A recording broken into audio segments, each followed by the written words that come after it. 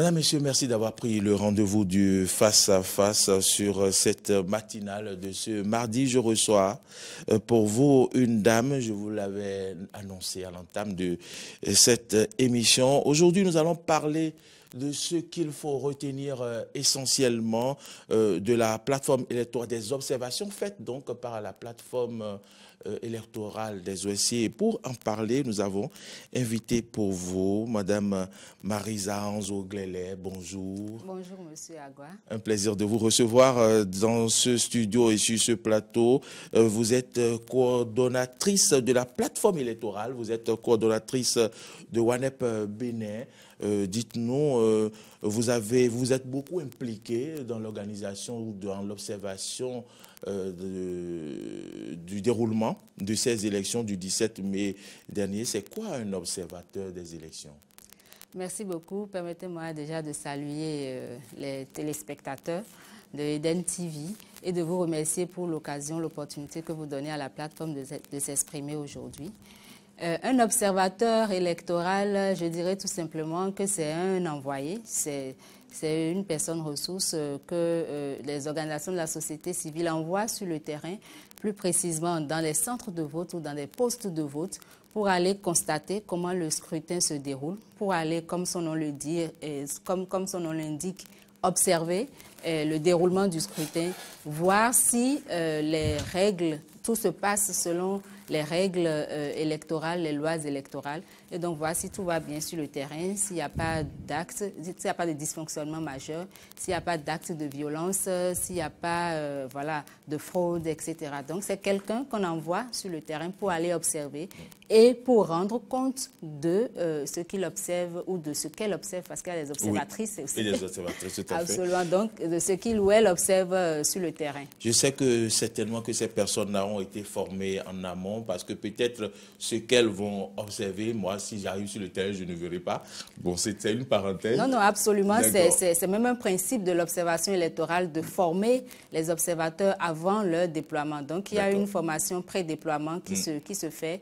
Et c'est une règle que qui n'a pas fait la formation n'a pas le droit d'être déployé sur le terrain. Comme formateur. Alors, vous en avez déployé combien pour ce 17 mai?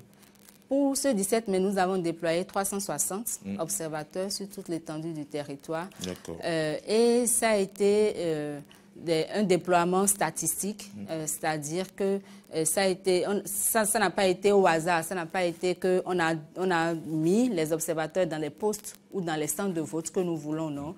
Ça a été une technique, une stratégie statistique qui a indiqué par rapport au nombre de postes et par rapport au nombre de centres de vote que nous avons, les endroits précis où nous devrions positionner nos observateurs, les postes de vote précis où nous devons positionner nos observateurs. Donc, ça a été 360 observateurs.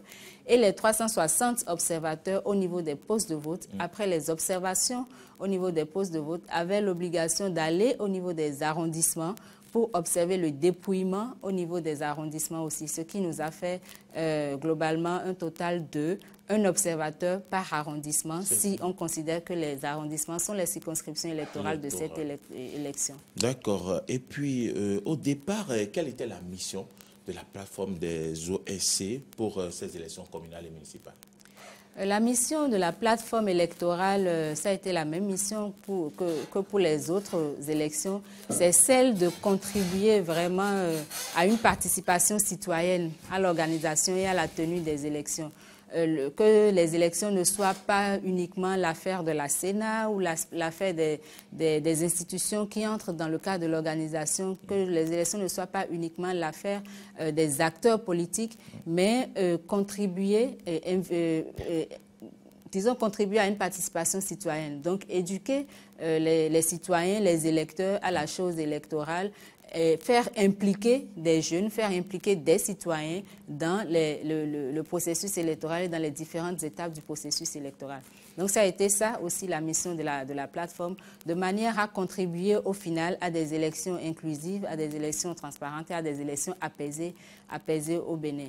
Donc, à la veille de chaque processus, la plateforme déploie un certain nombre d'initiatives des initiatives de plaidoyer, des initiatives de sensibilisation et de vulgarisation de la loi électorale, des initiatives vraiment d'implication des jeunes qui passent par l'observation le jour du scrutin, mais également l'observation et le suivi de la période avant le scrutin pour rendre compte des dysfonctionnements, pour rendre compte des irrégularités, pour permettre à la plateforme d'alerter sur un certain nombre de choses qui ne vont pas et d'inviter par des recommandations à faire mieux pour nous éviter de situations fâcheuses. Alors, vous le savez, cette année, donc, pour la campagne électorale, ça a été spécial parce que nous étions face au Covid-19. Il fallait faire une campagne médiatique, une campagne électorale essentiellement médiatique. Et donc, vous avez commencé vos observations, d'ailleurs, il faut le dire, depuis cette période de campagne jusqu'à après les élections. Dites-nous, qu'avez-vous observé? Est-ce que ce principe a été réellement respecté, principe de campagne médiatique, essentiellement médiatique? Je pense que je vais dire malheureusement non. Malheureusement non. Et les réseaux sociaux en ont parlé, certains organes de presse aussi circulé. Et donc ce principe de campagne médiatique n'a pas été tout à fait ou exclusivement respecté. Il y a eu des rassemblements. Et ce qui peut être fâcheux, c'est que des rassemblements qui ne respectent pas forcément les règles, les mesures barrières, de telle sorte que l'ordre national des médecins s'est insurgé contre la chose, a fait une déclaration pour mettre en garde ces acteurs-là. Il y a un certain nombre de préfets, il y a certains préfets qui ont même pris des décisions fermes dans leur zone pour interdire et pour dire qu'ils vont réprimer ici. Donc, ça n'a pas été respecté. On a eu des rassemblements de ce genre-là. Déjà, le 2 mai, je pense que la campagne a été lancée le 1er mai. Déjà, le 2, il y avait à Ganvier ce rassemblement-là où on voyait les images où plus de 50 personnes... Où un parti politique inaugurait son siège. Voilà, plus d'une cinquantaine de personnes sans les cache-nez, sans la distance sociale. Donc, il y a ces facteurs-là, d'autres porte-à-porte qui se sont faits aussi. Donc, qui a été vraiment observé. Et on espère que ça n'aura pas de conséquences fâcheuses pour la population en ce qui concerne la propagation du coronavirus au Bénin. Alors parlons proprement maintenant du 17 mai, le déroulement de ces élections. Quelles sont les observations de façon succincte qui ont été faites? Y a-t-il eu incident? Quelles étaient les insuffisances? Disons que de façon globale, il y a eu quelques incidents, mais on peut dire que tout s'est déjà déroulé mieux que le scrutin législatif d'avril 2019. En termes d'organisation aussi, la Sénat s'est illustrée de façon meilleure par rapport aux autres fois. Pour nos postes de vote où nous avions nos observateurs, par exemple, le poste ayant ouvert le plus tardivement, le plus tard, ça a été à 8h54. Donc, alors que si, par le passé, il y a des moments où des jours du scrutin où des postes jusqu'à 11h, on n'avait pas encore ouvert jusqu'à midi des fois. Donc, c'est déjà une avancée par rapport à ce que nous avions. Les incidents, il y en a eu, des dysfonctionnements, il y en a eu. Ça a été, par exemple, le refus dans certains postes de vote aux observateurs et même à certains représentants de partis politiques. Le refus d'accès, voulez-vous dire? Non, le refus de voter par dérogation. Par dérogation. J'avoue qu'on n'a pas compris ce qui s'est passé. Déjà, c'est vrai que la Sénat avait dit qu'elle n'avait pas délivré de procuration. Est-ce que ça a été une confusion des membres de postes de vote, procuration, dérogation? Mais le constat a été fait que certains représentants certains de nos observateurs n'ont pas pu voter par dérogation. Nous avons constaté quelques cas de malfaçon de bulletins bulletins de vote. Nous avons constaté aussi, où il nous a été rapporté par nos observateurs, quelques cas de vote, de fraude, de vote multiples, de vote multiples et quelques incidents, bagarre par-ci, bagarre par-là. Ça n'en manque pas. Et le non-respect vraiment des mesures de protection du coronavirus, ça a été... Pourtant, les cache-nez étaient disponibles, mais bon, il faut souligner même que par endroit, il y a eu, comment je vais dire, pénurie, rupture de cache-nez. Est-ce que vous le confirmez? Oui, bien sûr, absolument. Il y a eu rupture de cache-nez par endroit. Et par endroit, ce n'était pas disponible à l'entrée du centre de vote, comme c'était prévu par la Sénat, parce que c'était dit qu'il devait y avoir un agent sanitaire qui disposait du gel et du cache-nez à l'entrée du centre de vote. Donc, il n'y en avait pas forcément là. Et c'était au niveau du poste, plutôt au niveau du poste de vote. Donc, ça a manqué par endroit. Et voilà, il y a eu rupture par moment. Les mesures de distanciation n'ont pas été respectées à beaucoup d'endroits. On a eu de longues files comme on en avait l'habitude. Des gens sont sortis, on leur a dit non, il faut mettre la distance. Ils disent non, nous venons tous de la même maison, on se connaît déjà, on n'est pas malade. Donc voilà.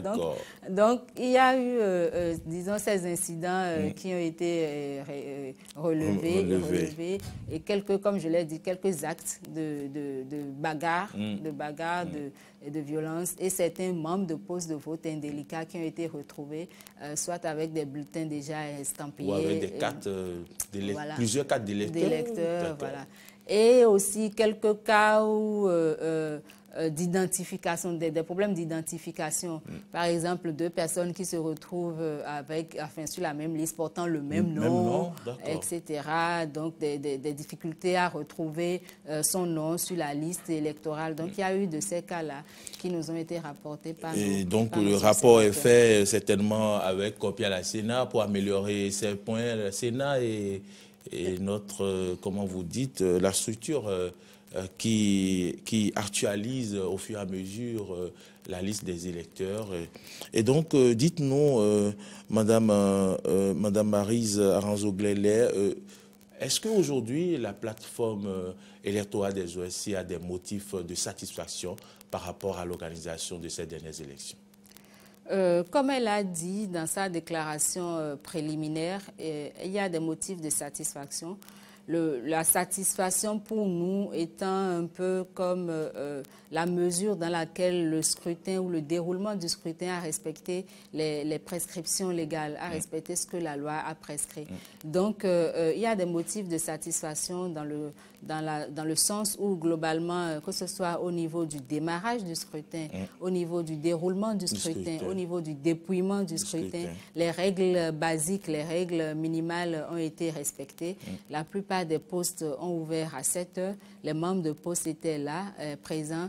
La procédure d'authentification et d'identification des bulletins des postes de vote a été faite, ce qui est une procédure vraiment garantissant la fraude. Donc, il y a, disons, un taux global de satisfaction que la plateforme a relevé et dont elle a fait mention dans sa déclaration préliminaire. Voilà. Une dernière question. Sur les réseaux sociaux, on a vu une maman malvoyante se faire aider par un proche pour voter. Selon la plateforme électorale, est-ce normal? Déjà, deux choses qu'il faut relever là. Déjà, l'assistance. Le fait qu'elle ait recours à une personne pour se faire... pour s'assister, ça c'est tout à fait normal. Et le code, la loi le prévoit et c'est déjà heureux que ça puisse être fait, que son condition, son handicap de malvoyance ne l'ait pas empêché d'accomplir son devoir civique. Donc ça, il faut le relever. Le reste, c'est la confiance. Le reste, c'est non seulement la confiance, mais c'est comment est-ce que les choses se sont faites, enfin, se sont passées le jour-là. Parce que normalement, si la personne devrait l'aider, ça n'enlève pas le caractère secret du vote. Donc, la personne devrait l'accompagner juste dans l'isoloir, l'aider à estampiller son bulletin dans le secret du vote. Et non comme on l'a vu que ça s'est passé, où elle criait à la volée pratiquement son candidat ou son vote. Donc, reste à savoir si c'est vraiment son candidat qui a été estampillé. Bon, je pense que celui qui servait de caméraman n'a pas été assez prompt pour nous montrer et pour faire le zoom du bulletin pour qu'on soit sûr que c'est effectivement ce qu'elle est en train de dire qui a été estampillé. Mais voilà, je pense que l'essentiel à retenir de ça, bon, ça pourrait passer comme l'insolite tout à fait, je suis d'accord. 17 mai, mais l'essentiel à retenir de ça, c'est que cette personne, cette maman malvoyante, n'ait pas été privée de son droit de vote du fait de son handicap. Très bien. Alors, Maryse Aronzo-Glélé, merci d'être venue. Votre mot de la fin? Mon mot de la fin, c'est que je dirais que juste un constat que de plus en plus les populations semblent de moins en moins intéressées par les élections. Nous avons eu 2 élections de proximité coup sur coup ces 2 dernières années et nous n'avons pas eu 50% de participation pour ces 2. L'engouement disparaît peu à peu. L'engouement disparaît. Et donc, il faut qu'on s'interroge sur qu'est-ce qui se passe, quand on sait que nos périodes électorales étaient des moments vraiment festifs où on voyait beaucoup de couleurs, beaucoup d'entrain, beaucoup de joie, beaucoup de débats, mais sans que ça ne dégénère pour autant dans de la grande violence. De moins en moins, on voit de moins en moins de populations intéressées et un taux de plus en plus faible. Et ce qui m'amène à dire qu'il faut peut-être, au niveau de notre pays, jusque-là, on n'a pas un taux en dessous duquel les élections sont déclarées non valides. Je sais que les élections, c'est un coût, mais est-ce qu'on va continuer à valider nos élections, quel que soit le taux de participation? Est-ce qu'il n'y a pas lieu de légiférer dans ce sens-là, de dire sinon on va se retrouver à des élections avec 10% de participation et on va valider et légitimer les élus qui seront sortis de ces élections-là. Je pense que de plus en plus, il faut qu'on se penche sur cette question. Oui, et on a acquis une réputation de régularité des élections. Mais je pense que le Bénin est arrivé à un moment de son histoire démocratique où, au-delà de la régularité des élections, il faut s'intéresser à la qualité de nos élections et à la qualité des élus qui sortent de nos élections pour la bonne gouvernance, pour le développement de nos localités et de notre pays. Maryse Aronzo-Glélé, merci d'être venue. Les décideurs vous ont écouté certainement. Et donc, vous êtes membre de la plateforme des OSC. Au-delà, vous êtes coordonnatrice de la plateforme électorale et vous êtes coordinatrice de WANEP Bénin. Et bonjour à tous les membres de votre plateforme. Et merci beaucoup une fois encore. Mesdames, Messieurs, c'est fini pour ce face-à-face. J'espère que vous en avez appris. Merci à toutes et à tous de nous avoir suivis. On retrouve dans un court instant Laurent Roland Tonneikes pour le mot et nous allons vous ouvrir l'antenne.